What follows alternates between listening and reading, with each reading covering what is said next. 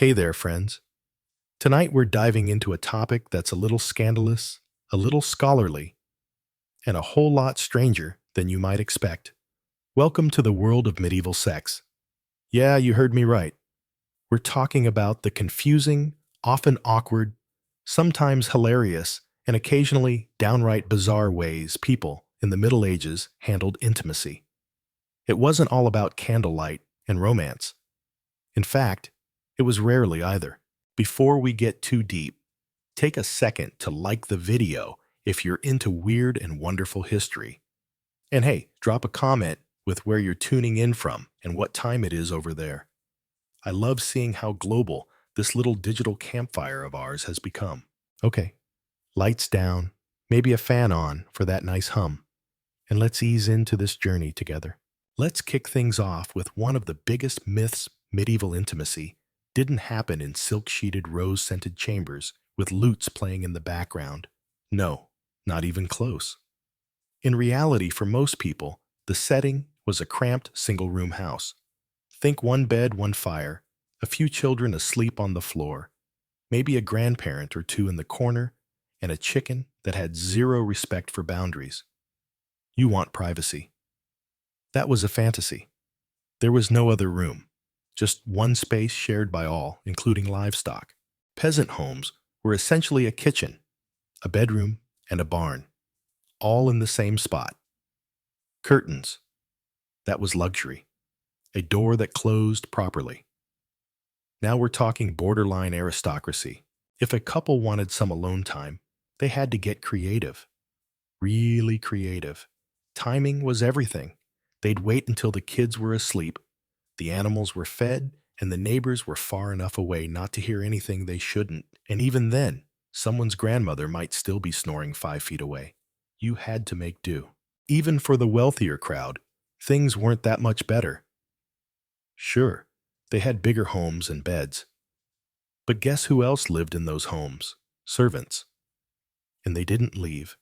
In noble households, servants might be sleeping at the foot of the bed, or worse, standing in the corner, trying their best to look invisible, while something very not invisible was happening. And traveling. Don't even get me started. Inns had shared beds, like actual shared beds, with strangers. You could check in and find yourself spooning a cobbler from the next village who snored like a dragon. If you were married, you had to hope your turn in the bed came before your stranger bedmate's turn in their boots. If you weren't married, double the effort, triple the stealth. Monasteries and convents were a different kind of no-go zone. The rules were simple: no privacy, no distractions, no hanky-panky. That didn't mean there were no temptations, just that any whispers after dark needed to be really, really quiet. And fast. Hence those famously high garden walls surrounding so many abbeys. And then there was the church. Oh boy, the church had opinions. Big ones. If you thought your grandma had strict views on relationships, the medieval church would like a word or 12 volumes of them. According to church teachings, the only real reason for intimacy was to make babies. That was it. Not to bond with your partner, not to relieve stress, and certainly not because you felt like it. No, the goal was reproduction. Anything else sinful, disrespectful, disruptive to your eternal soul. Theologians, bishops, and confessors actually wrote guides about what was acceptable and what wasn't. Spoiler alert, not much was acceptable. There were entire lists of forbidden days. Sundays off limits. Feast days. Nope. Lent, definitely not. Advent, still no. Friday's day of penance, not passion. Wednesday's suspiciously gray area. Add all that up. And married couples were looking at maybe a few blessed Tuesdays a year, if the moon phase was right. Even within marriage, there were rules. You had to approach each other modestly. Affection was okay. Sort of, as long as it wasn't enthusiastic. Displays of passion. Big no. One medieval guidebook literally advised couples to engage in intimacy without pleasure, without sin, and without delay, which sounds like the most joyless checklist in human history. Missionary position was the go-to, not because it was fun, but because it was deemed natural. Anything else was frowned upon hard. That included showing too much enthusiasm, by the way. And then there was confession. Yes, priests were supposed to ask about your bedroom behavior, specifically. Not like, how's the marriage vague? More like, were you enthusiastic on a Tuesday during Lent? I wish I was joking. Some friars knew more about their parishioners' sex lives than their birthdays. Can you imagine? Now, did everyone follow these rules? Absolutely not. Some regions were stricter than others. Some priests just rolled their eyes and moved on. And most peasants, they smiled, nodded, and did whatever they were going to do anyway, quietly. Because real life is complicated. And real couples, even in medieval times, didn't live their entire lives by a sermon. They lived by the weather, the animals, their aching backs, and whatever scraps of joy they could carve out of the day. So yeah, next time someone tells you about the romantic, chivalric Middle Ages, just smile. And remember that somewhere a peasant couple was trying to have a private moment while their goat stared them down. Now, let's talk about the medieval calendar. Because honestly, trying to have a romantic evening back then was like navigating an obstacle course made by saints, bishops, and the moon. The church had what can only be described as a master list of nope days, and it was extensive. Sundays, nope, that was the Lord's Day. Fridays, still nope day of penance. Wednesdays, questionable at best. And let's not forget Lent, which was 40 full days of spiritual focus, and Advent another 40.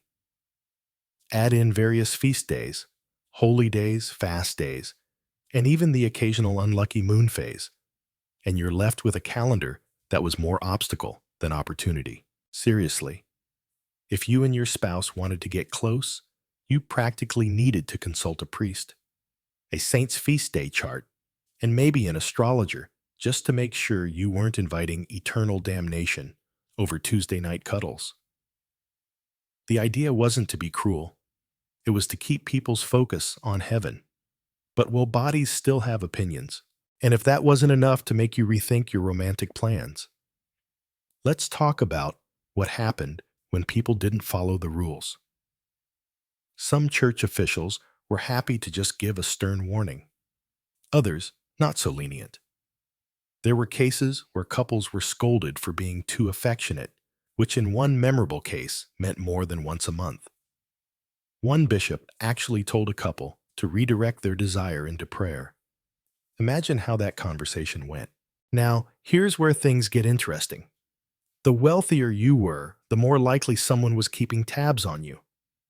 Nobles had confessors, chaplains, and advisors constantly reminding them to live virtuously.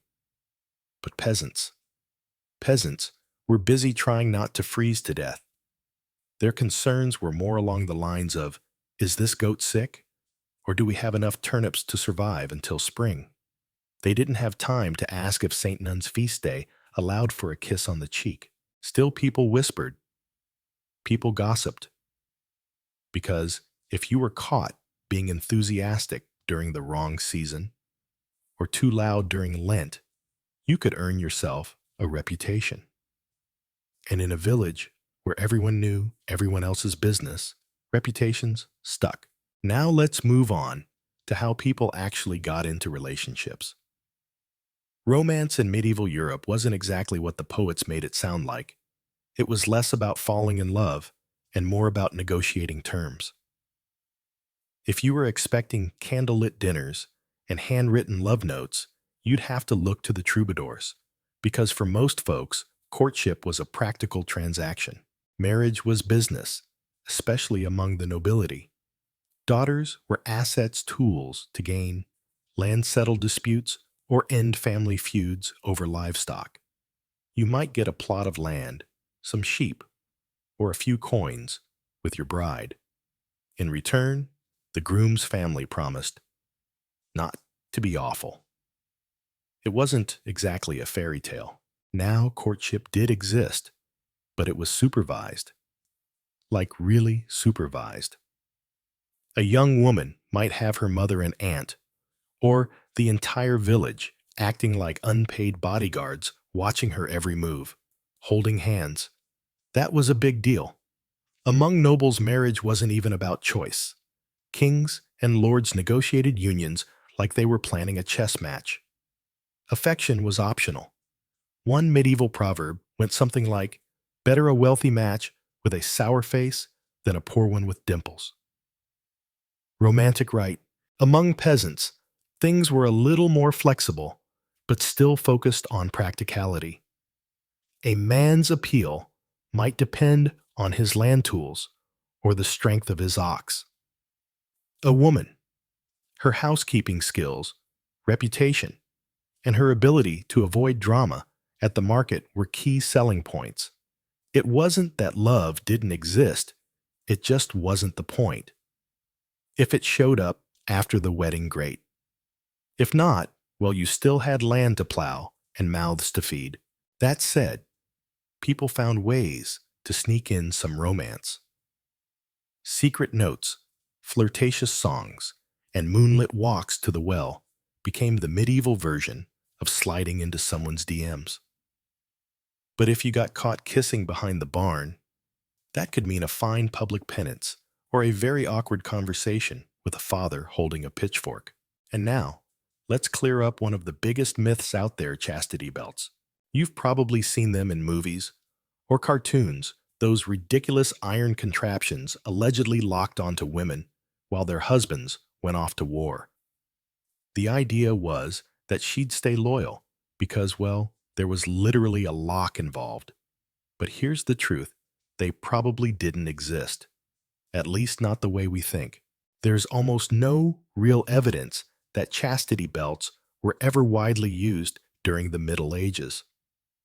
Most of the examples we have come from the Renaissance or even the Victorian era, and many of them were made as jokes, cautionary tales, or museum gimmicks, not real devices.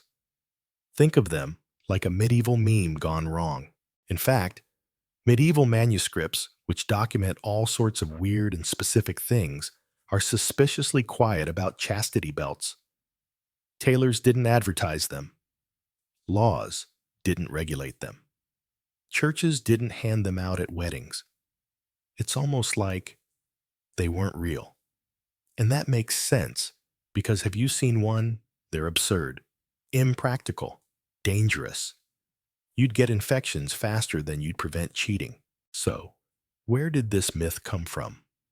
Probably from later periods, Renaissance moralists, or Victorian collectors who loved the idea of a repressed medieval woman. It made for a juicy story. But reality was enforced through much more traditional methods: shame, surveillance, and gossip. Noble women were chaperoned constantly.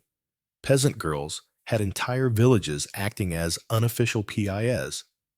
And if a scandal broke out, the consequences were severe.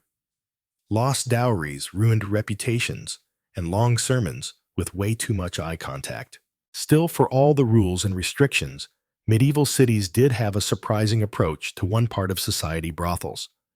Believe it or not, many towns in medieval Europe didn't just tolerate them, they regulated them. That's right. Brothels were legal in several urban centers.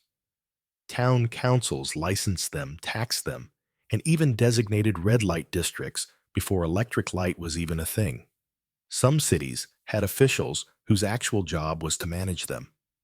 These were known as brothel keepers, or more colorfully, keepers of public women. Imagine putting that on your resume. Why allow it? Well, the thinking was practical. The church condemned it, at least publicly, but civic leaders saw brothels as a necessary outlet. Better to have a legal, contained option than risk more serious issues like assault, adultery, or heaven forbid dancing. So let's talk a little more about these medieval brothels, because the reality is way more layered than you might expect. In many towns, brothels weren't hidden away in shame. They were actually baked into the structure of society. They operated in certain neighborhoods, often close to markets or docks, and everyone knew where they were. Think of them like medieval zoning laws, except instead of separating residential and commercial. You had a corner reserved for sin, but managed. Officials didn't just permit them, they monitored them. There were set rules, no operating outside certain hours, health checks, rudimentary, but still, and even regulations about how the women were to be treated. Some towns required regular laundry changes for sheets. Others mandated that women have access to doctors, or at least someone who could recognize a rash when they saw one. Now, don't get me wrong. Working in a brothel was not glamorous. It wasn't safe, and it definitely wasn't respected. But it wasn't always the nightmarish life we picture either. Some women actually chose the work, especially widows, or women with no family support. It gave them a roof, food, a bit of coin. For others, especially in big port cities, it was less of a choice and more a result of being trafficked, coerced, or pushed into it by poverty. But here's the wild part. There were handbooks. Yeah, actual medieval brothel handbooks. These included guidelines for the owners: keep the sheets clean, rotate the staff, charge fair prices. Some even listed standard services and how much they should cost. Sometimes money changed hands. Sometimes it was eggs wool, or you guessed it, turnips. I'm not making that up. It was like barter-based Tinder with less swiping and more haggling. Patrons ranged across the entire social ladder: knights, apprentices, merchants, travelers, and yes, even monks. Despite their vows of chastity, there are documented cases of monks frequenting these places. Hypocrisy wasn't invented recently, folks. The church's official stance: disapproval, obviously. But unofficially, some clergy collected rent from the very buildings housing these brothels. So yes, the same priest preaching about sin on Sunday might be your landlord on Monday. Welcome to medieval theology, complicated and full of contradictions. Speaking of contradictions, let's shift gears to another less than sexy truth about medieval life hygiene. Because before anyone got intimate, there was one important factor to consider: how everyone smelled. Spoiler alert, it wasn't great. Look, people bathed. Let's put that myth to rest. They weren't allergic to water, but regular bathing. That was a luxury, not a habit. If you were a peasant, you might bathe once a month. More if you fell in a river or had a particularly persistent lice problem. Water wasn't always clean. Soap was rare, homemade, and harsh. And bathhouses. Sure, they existed, but they were expensive and often closed during plagues or public scandals, like someone catching feelings in the steam room. If you were wealthy, things were better. You could afford a hot bath with herbs, oils, and servants to scrub your back. If you were poor, you had a bucket, some cold water, and the hope that people wouldn't stand too close. Some even believed too much bathing was dangerous. Cold water especially was viewed with suspicion. People thought it could open your pores and invite sickness. So they stuck to dry washing, linen cloth, rub-downs, and scented oils. It kind of helped. Kind of. As for perfume, that was for the upper classes. Deodorant didn't exist. Dental care. If you were fancy, you might rub your teeth with ash or chew mint leaves. Most people didn't. Kissing was a gamble. And clothes didn't help. Layers of wool, leather, and fur locked in every odor from your body, your dinner, and the local livestock. So imagine trying to impress someone under those conditions. It wasn't about looking fresh or smelling like lavender. It was about managing expectations. When everyone around you smelled bad, love had to be nose blind. And yet, somehow, people still found love. Which brings us to another complicated part of medieval life birth control. Now, before you laugh, know this: medieval people weren't clueless. They understood the connection between intimacy and babies. And they had plenty of motivation to avoid unexpected pregnancies, especially when you consider the cost of raising a child in a one-room house with no insulation and a goat that eats your boots. So they tried. They tried a lot of things, actually. There were herbal mixtures, some legit, some totally bonkers. People drank wine boiled with beaver testicles. Don't try that at home. Some wore amulets. Others buried things near their doorsteps. One recommendation was jumping up and down after intimacy. Not exactly foolproof, but hey, at least it was cardio. They also experimented with early barrier methods. Linen soaked in special concoctions was common. Some tried wax. Yes, wax. And there are vague references to devices that might have been proto-condoms made from animal intestines. Not reliable, not sanitary, but inventive. Of course, the church had strong feelings. And by strong, I mean very disapproving. Any attempt to avoid conception was considered sinful, unnatural, or worse, heretical. Procreation was seen as the point of marriage. Everything else was selfish or suspicious, or both. But people, especially poor couples, didn't always listen. If you already had 6 kids and half of them were sick, you weren't thinking about divine duty. You were thinking about survival. And if you were unmarried, oh, you had even more incentive to avoid a pregnancy. Because that didn't just lead to shame. It led to punishment. Which brings us to the next chapter of medieval intimacy, getting caught too early. Yes, premarital sex happened. A lot. And the church knew it. So did the neighbors. So did the town scribe, who kept meticulous records of fornication fines.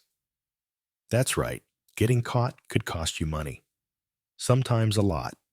But there were ways around it. For example, if a couple got caught, but later got married, the fine might be erased. Retroactive forgiveness, medieval style. If you didn't get married, well, you might end up doing public penance standing outside church in your worst clothes while everyone walked past whispering. Or you'd pay the fine. Or your parents would. Along with a few deeply disappointed sighs.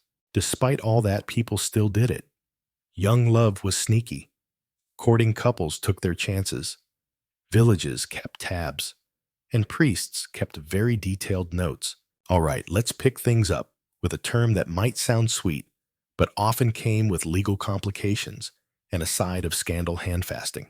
Now, handfasting was kind of like the medieval version of a soft launch relationship. It was an informal engagement, sometimes even considered a legitimate marriage depending on the region. 2 people would declare their intent to marry, sometimes in front of witnesses, sometimes just in a field somewhere. And that was that. In many places, that verbal agreement was enough to make things legally binding. The church tried to crack down on this kind of freestyle romance, but for a while, handfasting gave couples a loophole. You could be sort of married, which in turn meant sort of allowed to sleep together. And if a child came along before the wedding bells officially rang, well, a priest might still frown, but at least there was a handfasting to point to. It was messy but practical, which, to be honest, describes a lot of medieval romance. Among peasants, the approach to these things was way more grounded. If 2 people were clearly serious and a baby was on the way, families usually arranged a marriage fast. Sometimes with a gentle nudge. Sometimes with a "you're getting married by sunrise," and that's final vibe. Nobles, however, didn't have that luxury. A scandal there could ruin reputations, disrupt inheritances, or spark decades-long political fallout. In noble society, a baby born out of wedlock wasn't just a surprise, it was a liability. Which leads us to the medieval obsession with virginity. For the average peasant woman, arriving at marriage untouched was a nice idea, but not necessarily a deal breaker. Maybe she wasn't a virgin. Maybe people whispered. Maybe someone paid a fine. Life moved on. But for noble women, it was a whole different story. Virginity was currency. It was tied to family honor, political alliances, and even land ownership. A marriage contract could hinge on whether a bride had kept herself pure. So how did people confirm that? Well, badly. Sometimes it was based on character references. Did she seem virtuous? Did she avoid flirting with the stable boy? Other times, more invasive checks were performed, usually by a midwife or elder woman in the family, who claimed to be able to determine the truth. Spoiler science has long since debunked the myth that virginity can be proven by anatomy, but that didn't stop anyone back then. In some regions, there was an even weirder tradition displaying a blood-stained sheet after the wedding night. Yes, newlyweds were expected to hang the proof of their marriage consummation out the window or show it to the family. If the sheet was clean, uh-oh. Lawsuits, annulments, and whispered accusations would follow. Think of it like the worst Yelp review ever, public, permanent, and deeply personal. And just in case you were wondering, no men weren't held to the same standards. Male virginity was more of a bonus feature, not a requirement. A groom's experience level was almost never questioned. At most, someone might suggest he stopped spending time with tavern girls, but no one checked his laundry the morning after the wedding. Virginity was also a big deal in religious terms. Maidens were seen as pure vessels, which sounds poetic until you realize it meant girls were raised to associate value with untouched bodies and saintly suffering. Some were told stories of virgin martyrs, young women who died horrible deaths rather than lose their honor. Those were the role models. Not exactly a light-hearted coming-of-age story. If a noblewoman's virginity was questioned and a marriage was annulled because of it, the fallout didn't just land on her. It hit her entire family. Dowries were revoked. Property claims fell apart. It was a domino effect of drama and disgrace. Now let's take a detour into a question people don't ask enough.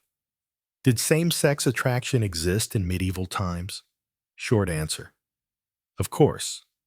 Long answer: it's complicated. Human nature didn't change in the last few hundred years. People were drawn to each other in all kinds of ways. But medieval society was deeply influenced by the church legal codes and rigid social structures. And those things didn't look kindly on same-sex relationships, at least officially. The church labeled same-sex intimacy as sinful, often grouping it together with things like dancing on feast days or reading forbidden books. The punishments ranged from public penance to exile, or worse, depending on where and who you were. But here's the twist. While the church was making declarations from the pulpit, real life was much murkier. We have letters, poems, legal records, all showing that same-sex relationships happened, and not just in secret. Monks wrote heartfelt letters to each other that definitely didn't sound brotherly. Noble women sometimes declared exclusive devotion to other women and shared beds openly, and in convents or monasteries, deep emotional bonds formed. Were they romantic, platonic? Something in between. Historians still debate it, but the feelings were real. Back then, the concept of sexual identity didn't exist the way it does now. People didn't come out. There wasn't a term for being gay or queer. People just lived, often quietly, carefully, in the margins. Love happened in poems and symbols and allegories. It was coded but still there. And even though there were no pride parades or open celebrations, there were stories, songs, and saints that hinted at deep same-gender connections. Some of it got swept under the historical rug. Some survived in dusty archives. Either way it happened. Because love attraction and desire don't wait for society's permission. Now let's move into riskier territory: adultery, the ultimate scandal, the medieval version of reality TV drama. Adultery wasn't just a private issue, it was a public offense. Because remember, marriage wasn't just about love.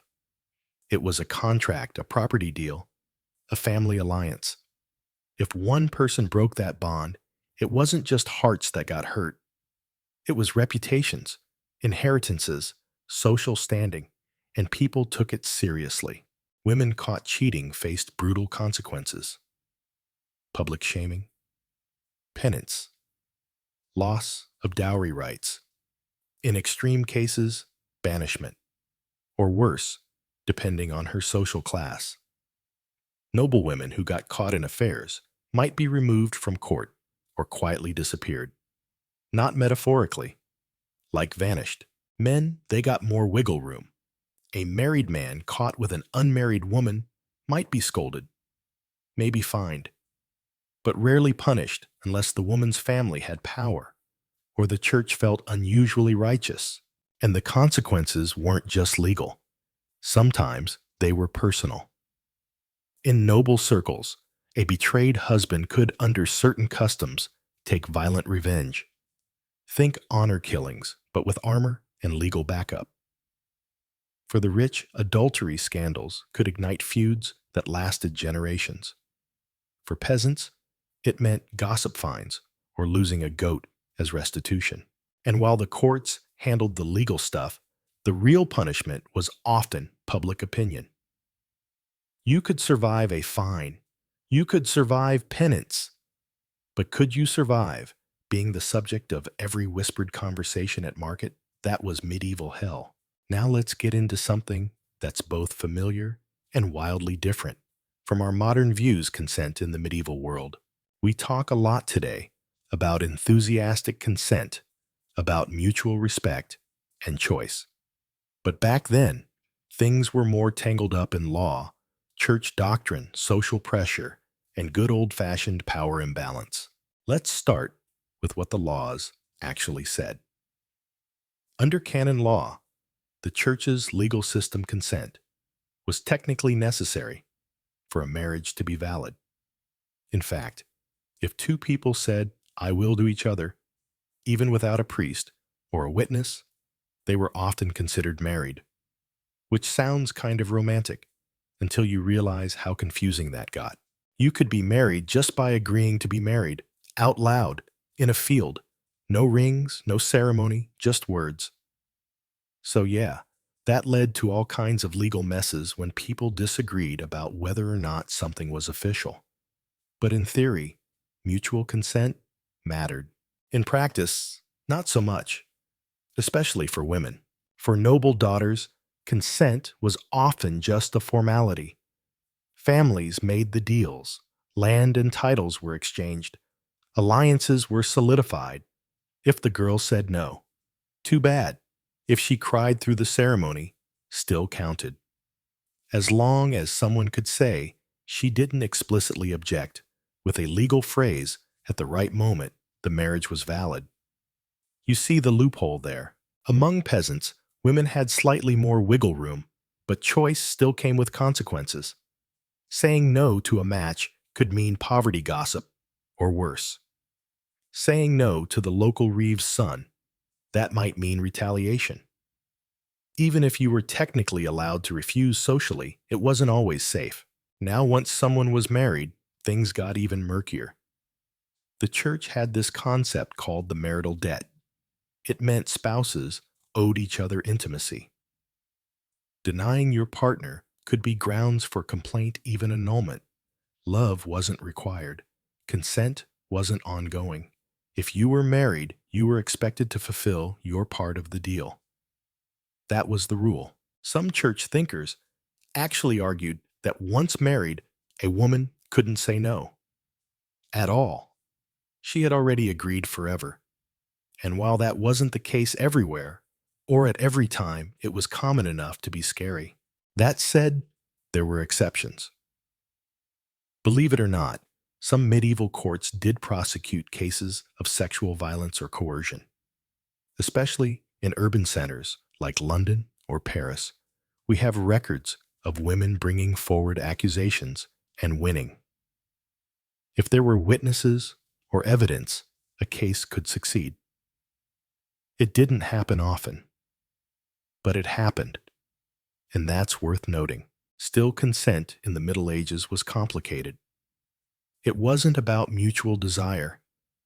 It was about property obligation, social rank, and divine order. In the literature of the time, even courtly love, supposedly the most romantic form, was full of problematic dynamics. Knights begged, ladies refused, then everyone fainted and wrote poetry. It was theatrical, not ethical. Let's now turn to the church again.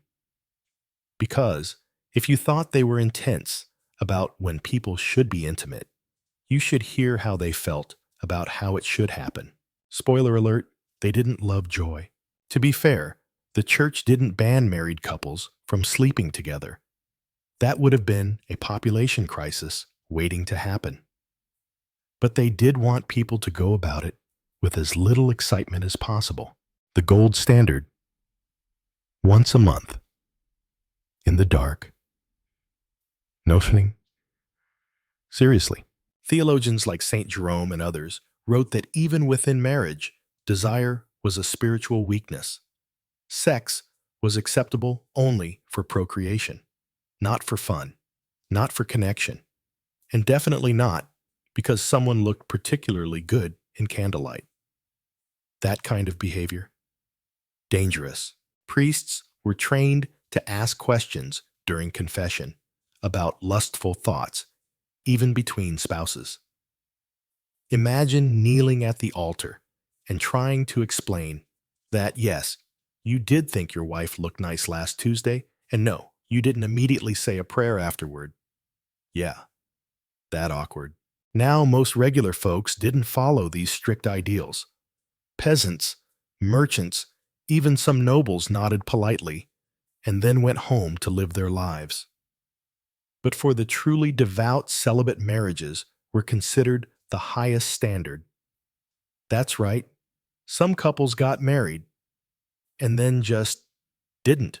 They lived together, prayed together, grew vegetables together, but gave up all intimacy. It was seen as holy. And there are stories of couples being praised for this kind of life, treating each other as brother and sister rather than husband and wife. Makes you rethink that medieval romance fantasy, doesn't it? But here's the thing. Despite all this pressure, people still fell in love. They still longed for affection, connection, and yes, intimacy. So how did love survive all of this? Let's talk about the unexpected resilience of medieval romance. Even with arranged marriages, religious guilt fines for flirting, and bath schedules that required a spreadsheet, love found a way. It wasn't always the epic swooning fairy tale kind, but it was real. Peasant couples might meet at the well trade, flirty comments over cabbages, or sneak off after a harvest festival. Nobles might pass secret letters, recite poems, or exchange small gifts under the watchful eyes of 10 servants and an overbearing aunt, of course. Monks and nuns wrote emotional letters that still leave modern historians wondering, were they just spiritual, or was there something more? And then there were the troubadours, those poetic, musical, love-struck adventurers who sang ballads about impossible love, distant admiration, and being rejected over and over again. Their songs were dramatic sometimes, over the top and full of longing, but they struck a chord. Because sometimes love is dramatic, and over the top. In literature, we see stories of courtly love where knights pine for ladies they can't have. Sometimes they're married to someone else. Sometimes they're unreachable due to rank. Sometimes the knight is just too busy fighting dragons. But the point is always the same. Love hurts. And that makes for good storytelling. Real life romance, a little more practical, but just as meaningful. Records show couples who married for love, especially peasants who had more freedom to choose. Some even refused family-arranged matches and eloped. And among nobles, a few rebellious hearts dared to follow their feelings. Scandalous, sure, but also kind of inspiring. The church, ironically, required verbal consent from both bride and groom, even if that consent came through gritted teeth. Even if the groom's only dowry was a goose and a strong back, you still had to say "I will" out loud. And once married, many couples did grow into their love. They raised children together, faced plagues together, paid taxes together, which is honestly a pretty strong foundation for a relationship. Letters between separated spouses show tenderness, worry, longing. People missed each other. They cared. And sometimes they remarried after losing a partner, not for property or alliance, but for companionship. That's the part of medieval intimacy people forget. Despite the rules, the risk, and the religion, people still wanted to feel loved, preferably before curfew, and hopefully not during Lent. All right, now let's bust open one of the most bizarre myths still floating around in popular culture, the chastity belt. Yes, those heavy medieval metal contraptions you've probably seen in cartoons or unfortunate movie props, supposedly designed to lock up a woman's virtue while her husband was off crusading. The idea was that no temptation, no misbehavior, and no scandal could happen if she literally couldn't access well anything. But here's the thing, they probably never existed. Seriously, there's almost no credible historical evidence that medieval people actually used chastity belts in real life. The few belts sitting in museums, most of them were made in the Renaissance or the Victorian era and not as real tools of control. They were jokes, satire, curiosities meant to spark conversation or moral outrage, not actual medieval underwear. In fact, when you really think about it, the design makes zero sense. Medieval hygiene was already questionable. Now, imagine locking someone in a metal device with zero airflow, no proper instructions, and a key that probably required a blacksmith. That thing would have caused more infections than it prevented affairs. There were no antibiotics, just prayers and pus. Nobody was risking that. So where did the idea come from? Most likely, later periods, the Renaissance, and especially the Victorians, loved painting the Middle Ages as this backward, prudish, overly repressed time. The chastity belt was a perfect symbol for that. It wasn't about historical fact. It was about moral storytelling. Look how far we've come, they'd say, while pointing to an uncomfortable-looking metal thong. In truth, fidelity in the Middle Ages was enforced the old-fashioned way with social pressure, religion, and constant surveillance.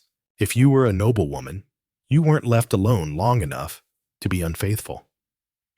You were accompanied by ladies-in-waiting servants, guards, or nosy relatives. And if you were a peasant girl, you had the entire village keeping tabs on you. You'd get more privacy trying to host a rock concert in a broom closet. Scandal was everyone's business. Even the slightest hint of impropriety could spark gossip that ruined lives. So no need for a chastity belt when you've got 20 neighbors, a judgmental priest, and a local gossip chain that moves faster than light. But even with all that social control, Not everyone stayed on the straight and narrow. Which brings us to one of the more fascinating, under-discussed parts of medieval life: how society handled brothels. Yep, we're circling back because it's too juicy not to. See, in several parts of Europe, especially in busy cities, brothels weren't just tolerated, they were regulated. Town councils licensed them, officials taxed them, and in some cases, they even had a brothel inspector. Imagine explaining that job title to your family at dinner. The thinking was this: if you tried to outlaw all forms of paid intimacy, people would just find sneakier, more dangerous ways to get it. So instead of banning it, they created rules, designated districts, working hours, clean bedding requirements, even health inspections. Primitive, yes, but still an effort. The church, as you might guess, was not thrilled. Officially, they denounced the entire practice. But unofficially, some clergy turned a blind eye. Others collected rent from the very same buildings housing these public women. It wasn't clean. It wasn't consistent. But it happened. And here's something else you might not expect. Some women chose to work in brothels. Not because it was glamorous. It wasn't. But for some, especially widows or women, without family support, it offered food, shelter, and coin. That said, many others were trafficked, coerced, or driven there by desperation. It wasn't one size fits all. Like much of medieval life, it was complicated, layered, and full of gray areas. There were even handbooks for running a brothel. Actual printed guides, yes, printed on things like setting fair prices, maintaining cleanliness, and even offering medical checks.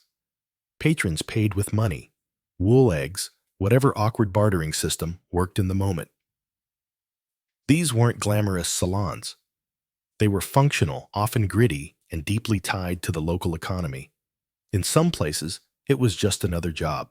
Now, with all of this going on, you might think personal hygiene played a big role in intimacy. Right? Sort of. Let's take a moment to talk about smell. Because if you've ever watched a medieval drama and imagined sweeping your lover into your arms in front of a roaring fire, let me just paint a more accurate picture for you. Imagine this: the fire's going. The wind howls outside. Your beloved turns toward you, eyes glowing, and then removes their tunic, releasing a bouquet of medieval musk. We're talking days, maybe weeks, of sweat, wool, barn dust, and whatever lunch was made from that day's mystery stew. People didn't bathe often. Not because they didn't want to, but because hot water was hard to come by, and cold water was believed to be dangerous. Public bathhouses existed, but they were pricey, and during plague times, they were often shut down. Soap was either homemade or imported and expensive. If you were rich, you could have warm baths with rose petals, scented oils, and servants scrubbing you down.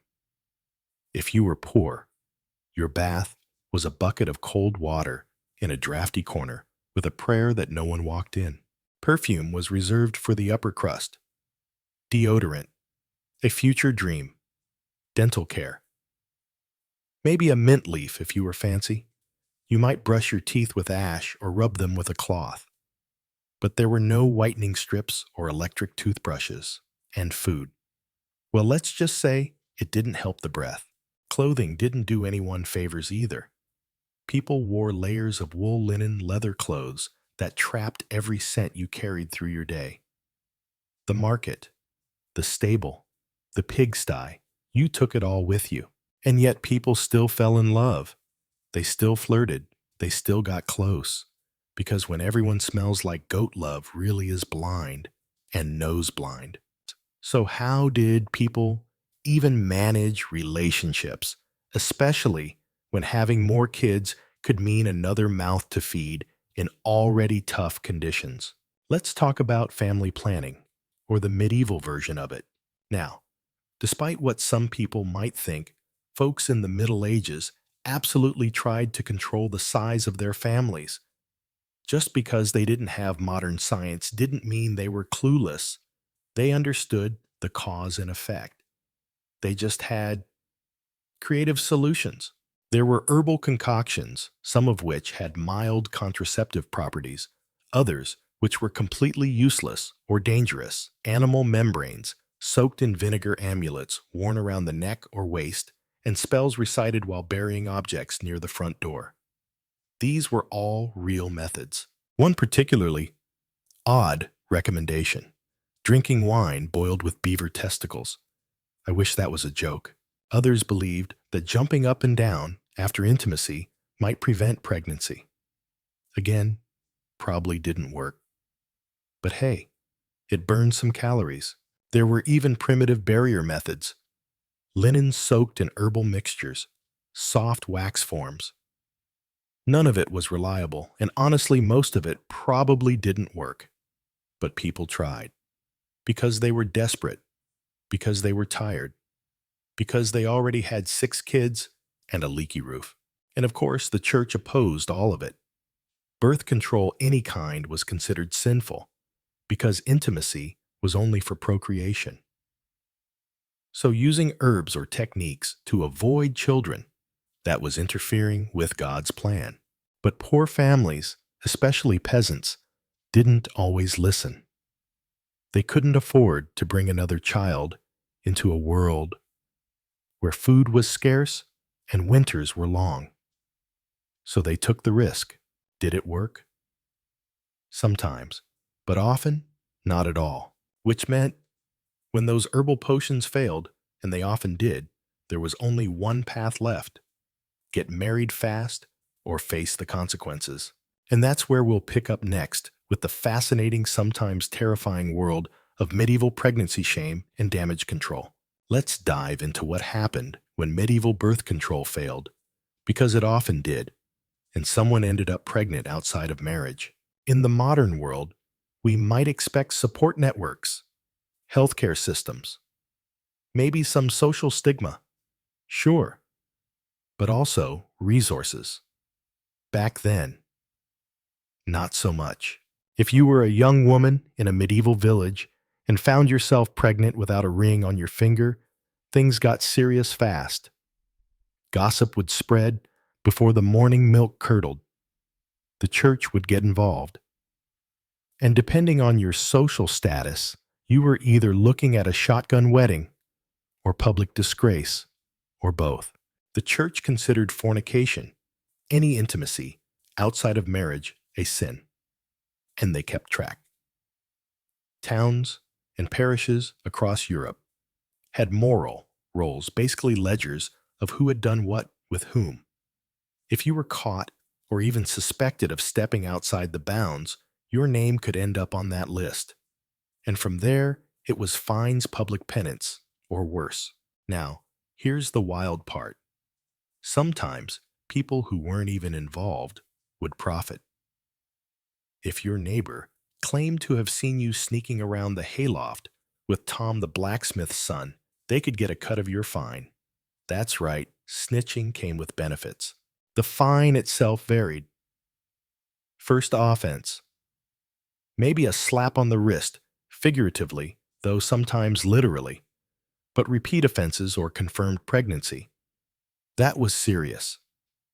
In some cases, the church or town council might even intervene to force a marriage, especially if both families were eager to avoid scandal.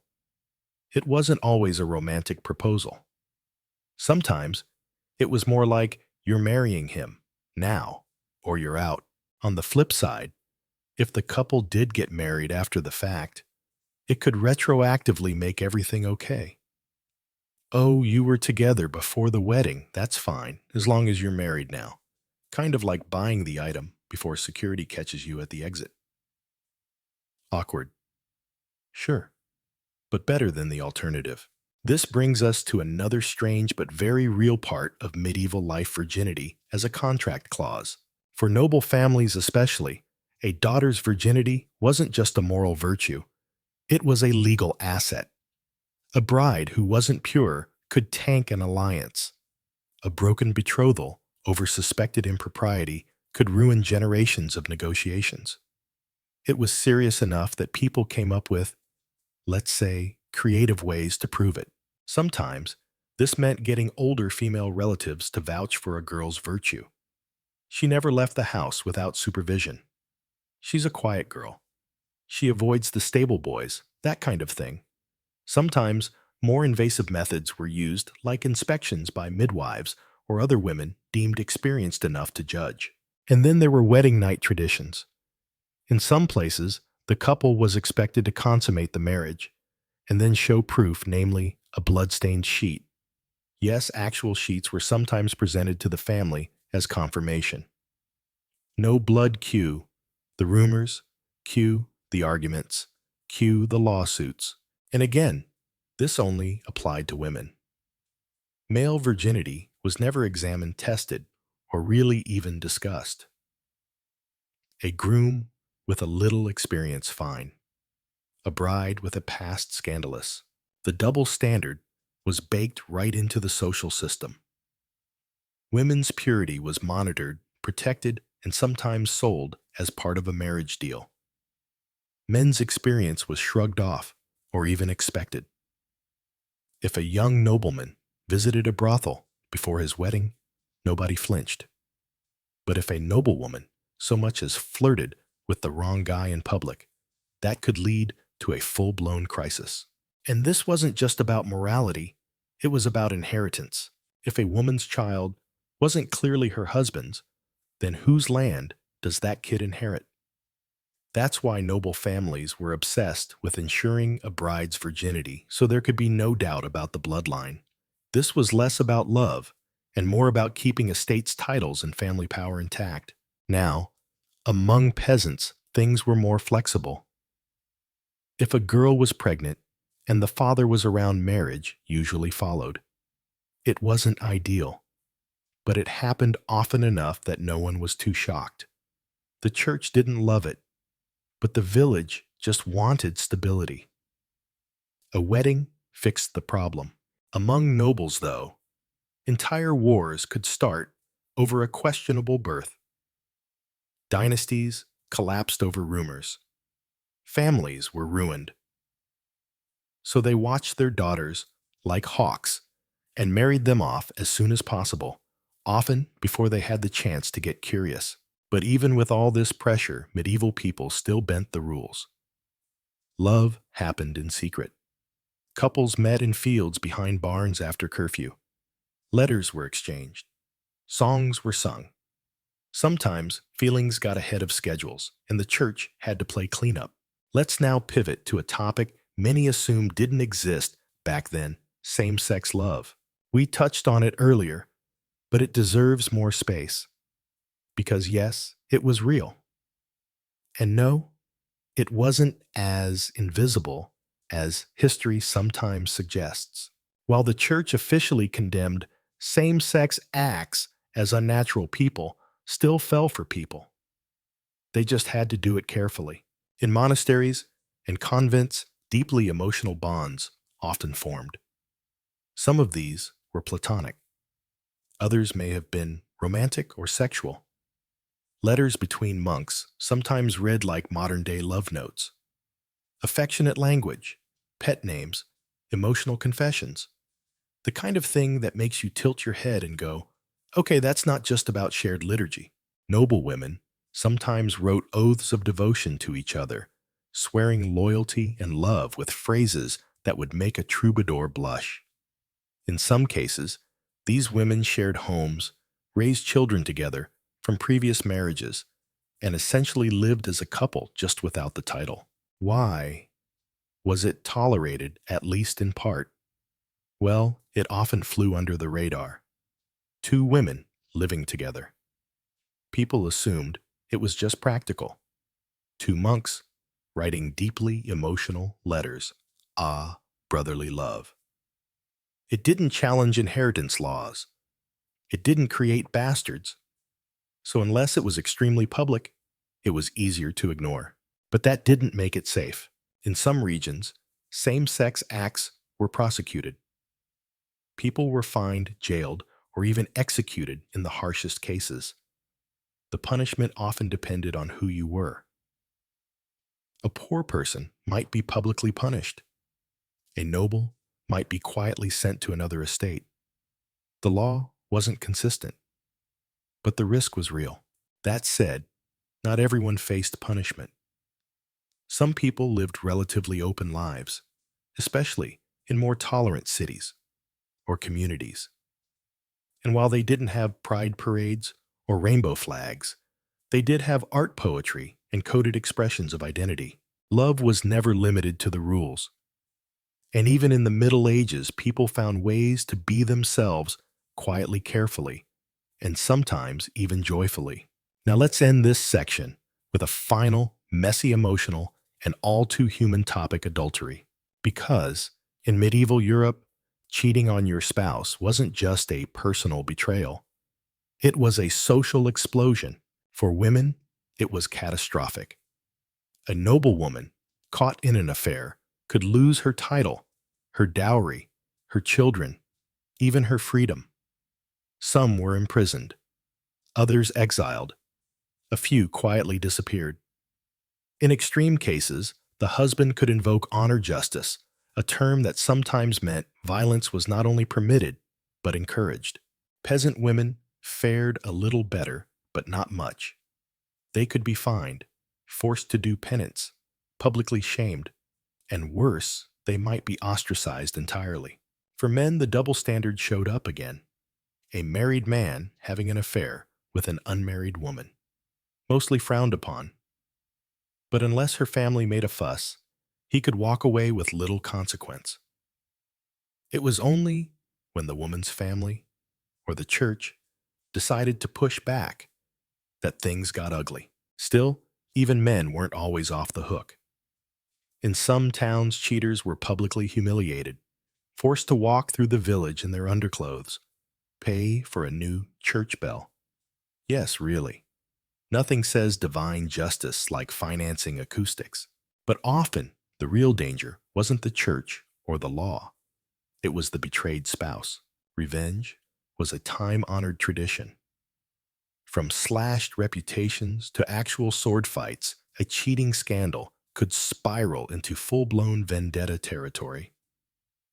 Especially among nobles, where pride was currency, and love was rarely part of the marriage to begin with. Adultery was the one thing that united priests, peasants, and petty nobles. Everyone had strong opinions, and nobody kept them to themselves. So now we're stepping into a topic that's deceptively modern, but very much alive in the medieval world. The concept of consent inside marriage. Today, we understand consent as something continuous, mutual, and active. But in the Middle Ages, consent was a one-time agreement. Once you said, "I do," the expectation was that you had agreed to everything forever. The church did technically recognize the importance of verbal consent to validate a marriage. That was a big deal, more than just symbolic. Without spoken words of mutual agreement, a marriage could be challenged, annulled, or even declared null. But once that "I will" was exchanged, the assumption was that you owed your spouse your body. That was your marital debt. Yep. It was an actual term used in canon law, debitum conjugale. Think of it like a spiritual and physical IOU that never expired. Refusing your spouse wasn't just rude, it could be grounds for legal action. If a husband or wife denied the other intimacy for too long, they could be taken to court, or at least to the church for arbitration. You could be accused of not fulfilling your marital duties, and that was seen as breaking the sacred bond. Now, women had a little more legal recourse than you might think. Some court records do show wives filing complaints against their husbands for neglect. But let's be honest, it was still skewed. In most places, husbands were seen as the heads of their households, and that extended to the bedroom. Theological thinkers, some of whom had clearly never been married, argued that the body belonged not to the individual, but to the union, which sounds poetic, until it means you can't say no. But despite all these formal rules, medieval life wasn't entirely rigid. Just like today, people bent the expectations based on circumstance, compassion, or just sheer exhaustion. Imagine spending 12 hours threshing grain, chasing chickens, and hauling water. Sometimes marital duty just had to wait. Now, when intimacy was pursued in marriage, the church still had rules about how it should happen. And the underlying message was always the same: pleasure is suspicious. Even within marriage, sex was meant to be controlled. The church encouraged couples to avoid unnecessary passion, to keep things solemn, and to avoid how do we put this unusual enthusiasm. The missionary position was recommended not just for anatomical reasons, but because it was seen as humble, orderly, and not likely to offend God angels or passing saints. Other position: viewed with suspicion, too much excitement, sinful, too much affection, distracting.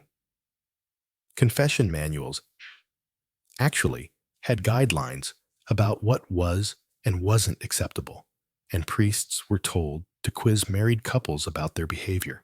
Can you imagine that conversation? Forgive me, Father, for I have sinned. When? Wednesday. Was it a feast day? No.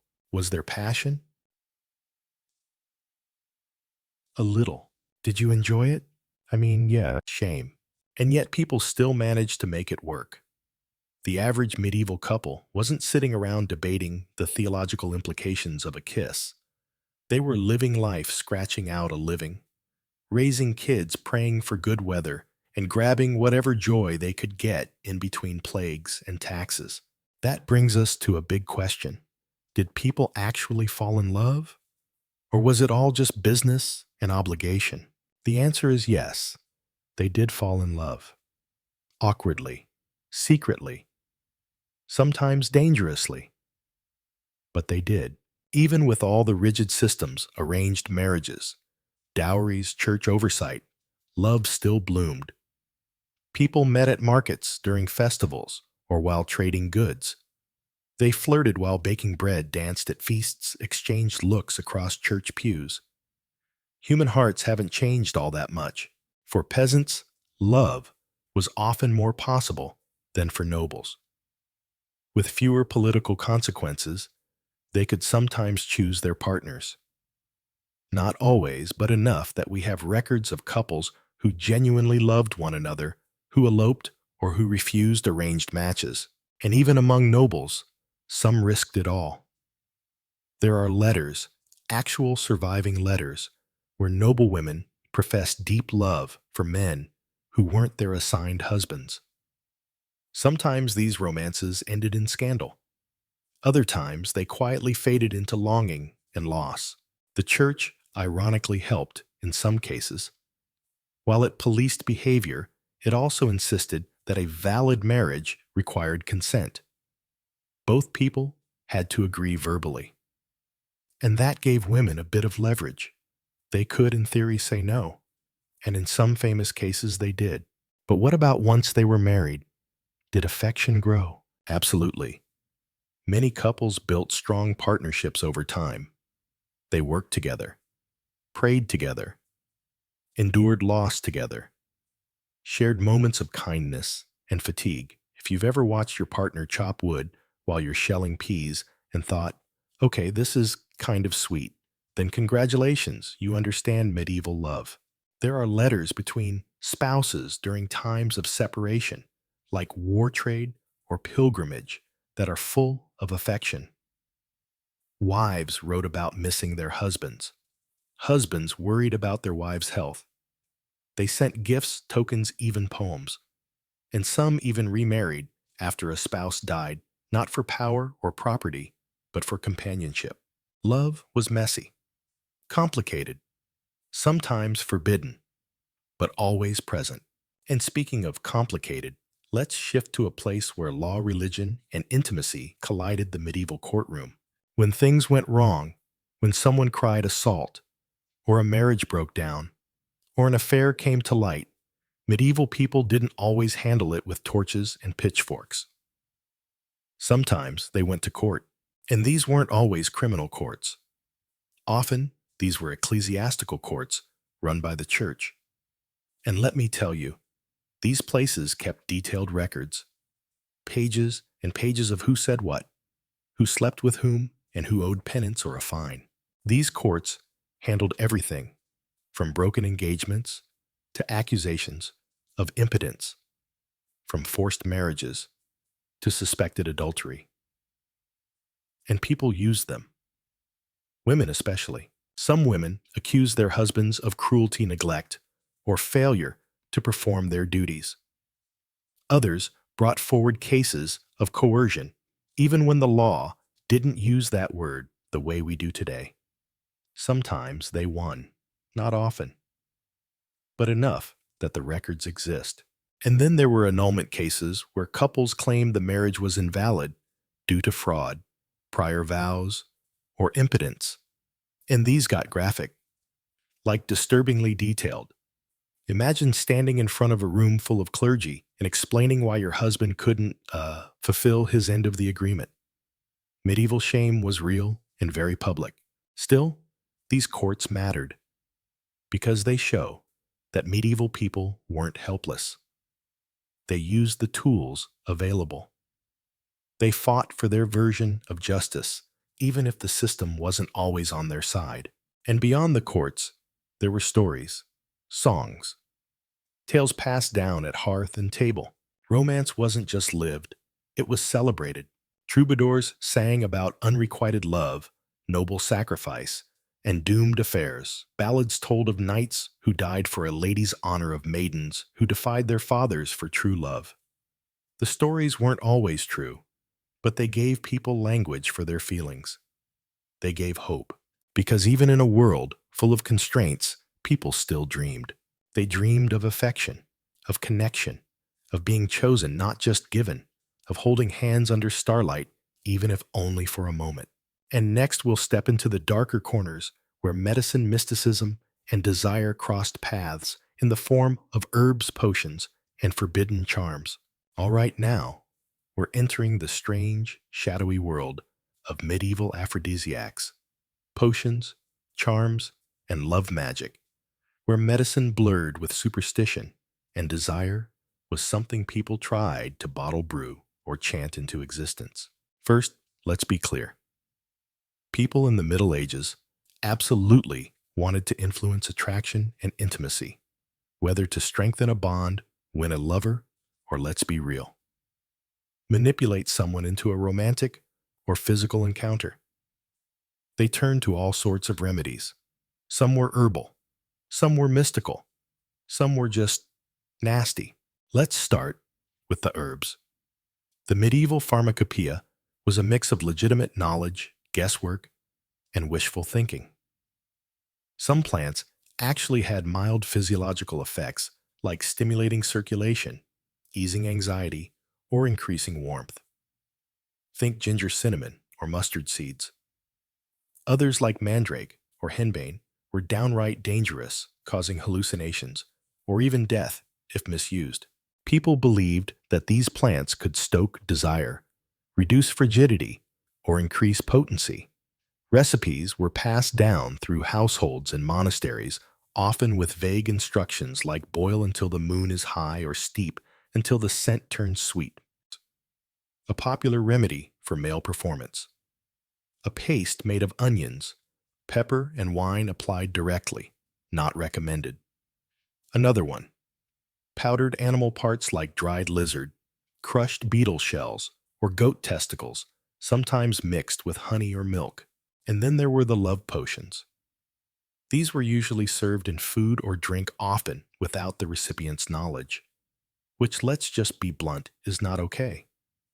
But back then, love spells and enchantments weren't always about mutual affection. They were often about control. Some love potions included bodily fluids, hair blood, sweat, or spit, believed to bind a person to the giver. One famous charm advised women to hide a drop of their blood in a man's wine if they wanted him to to fall for them. Romantic, medieval. Absolutely. And of course, this kind of magic came with serious risks. If you were caught using love charms, especially as a woman, you could be accused of sorcery. And sorcery wasn't just a crime, it was a spiritual threat. The church taught that using potions or spells to manipulate someone's will was opening the door to the devil. It wasn't just superstition, it was heresy. You could be excommunicated, imprisoned, tortured, or executed.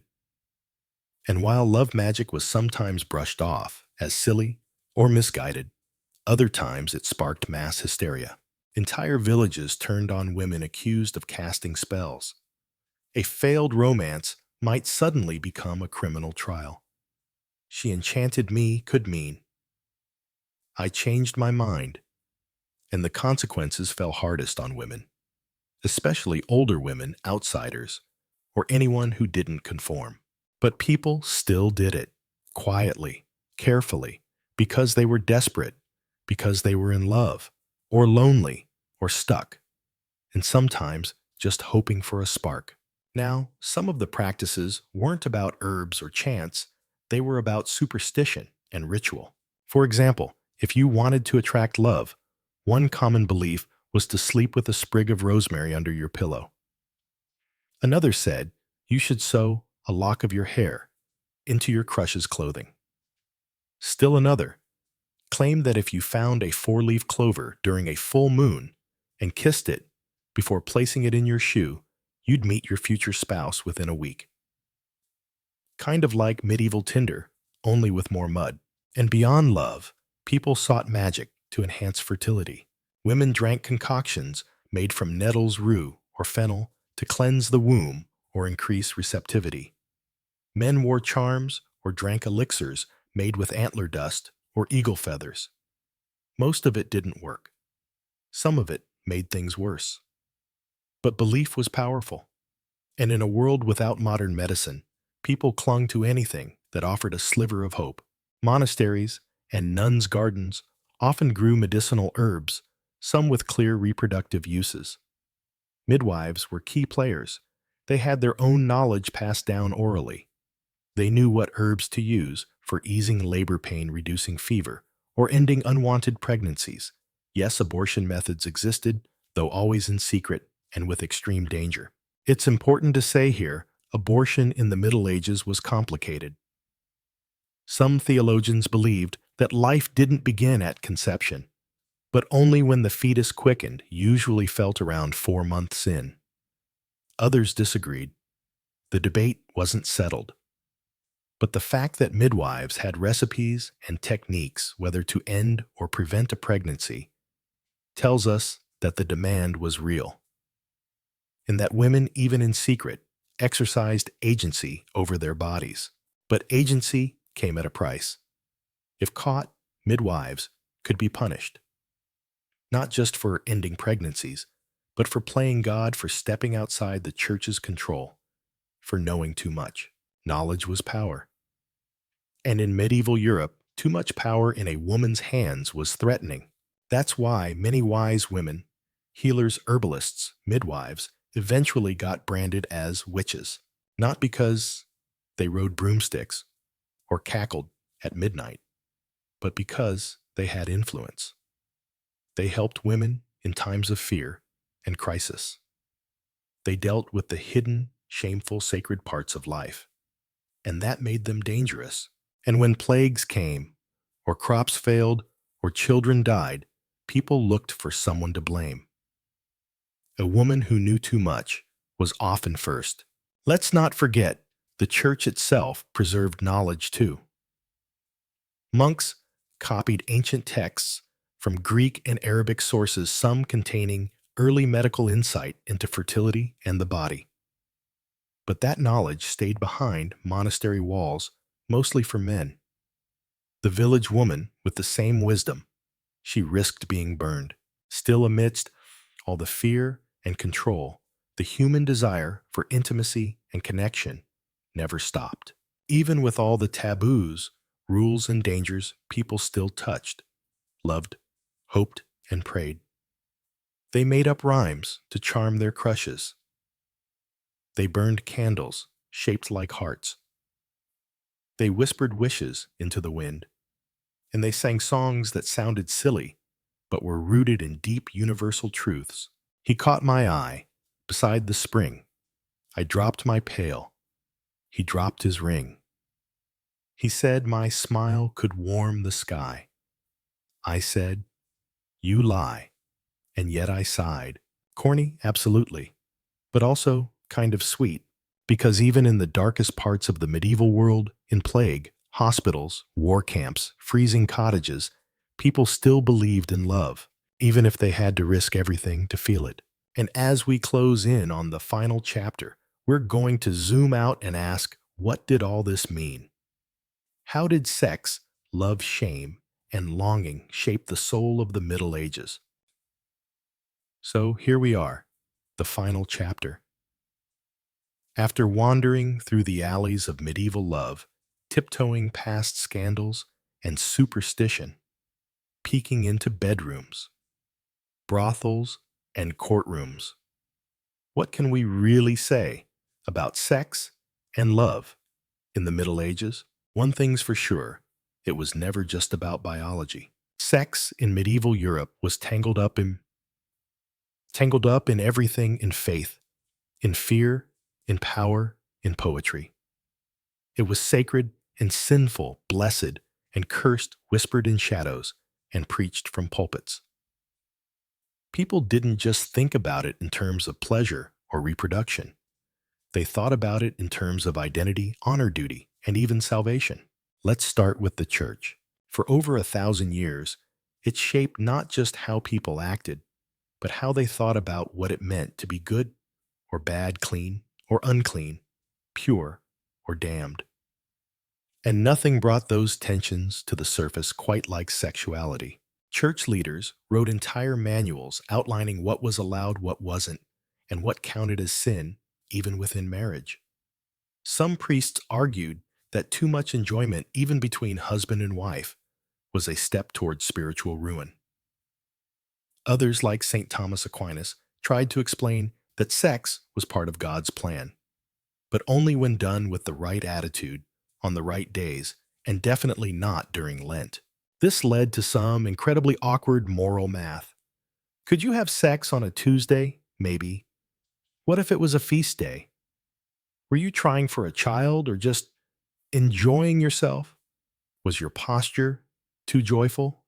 Your eye contact too intense? Suddenly, something deeply personal became an ethical puzzle, and the wrong move could lead to confession, penance, or worse, social shame.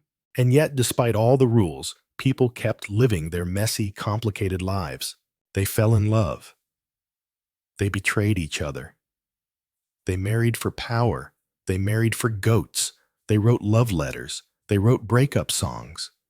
They made promises they couldn't keep and prayed for forgiveness afterward. It was all human, all chaotic, all real.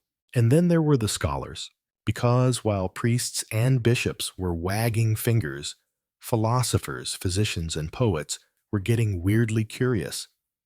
They studied anatomy, theorized about reproduction, debated what made a man masculine and a woman feminine, and wrote elaborate theories about how sex affected the soul. Some believed women were colder and more passive, while men were hotter and more aggressive. Others argued that a woman must climax for conception to occur. Medieval science folks had tried. There were diagrams, treatises, and even books full of drawings that looked suspiciously like doodles from the margins of a bored student's notebook. And through it all, love remained something of a mystery, something dangerous and divine, something you might find at a village dance or in the pages of a prayer book. In fact, some of the most beautiful writing from the Middle Ages came from people trying to understand how human love mirrored divine love. Mystics like Hildegard of Bingen and Julian of Norwich described their love for God in the most intimate, passionate language that today reads more like a love letter than a liturgical text. They weren't afraid of emotion. They embraced it. They used the heat of earthly longing to explain the ecstasy of spiritual connection. And poets, oh the poets, they turned longing into art. Courtly love, troubadour ballads, Arthurian legends. All those tales of yearning sacrifice, forbidden kisses, and noble suffering were rooted in real emotional landscapes. People didn't just read these stories. They felt them. They saw themselves in them. A peasant dreaming of the baker's daughter. A monk feeling something he couldn't name. A merchant's wife praying for her husband's return, and the apprentice who kept lingering at her stall. These weren't just stories. They were reflections. But here's the twist that most people miss when they think about the Middle Ages. It wasn't all dark and repressed. Sure, there were rules, punishments, shame, and pain, but there was also joy. There were moments of laughter under a harvest moon. There were stolen kisses behind church doors. There were awkward first touches, long marriages filled with quiet tenderness, and second chances after scandal. There was human resilience, the kind that says, we may not have much, but we still know how to love. Medieval people weren't alien or emotionally frozen. They weren't just following commandments or hiding behind veils. They were us, just with fewer baths, more superstition, and much itchier clothes. They struggled with jealousy. They flirted. They gossiped. They made mistakes and tried to fix them. They believed in destiny and fate, in potions and prayers. They longed to be seen, known, and cherished. And sometimes, in the middle of a world filled with plagues and wars and taxes and sermons, they found that, even if just for a night. So, the next time someone says the Middle Ages were all gloom and doom, remember this: even in the harshest times, people still sang love songs. They still reached for each other in the dark. They still believed that love, despite everything, was worth the risk. And that's about as timeless as it gets.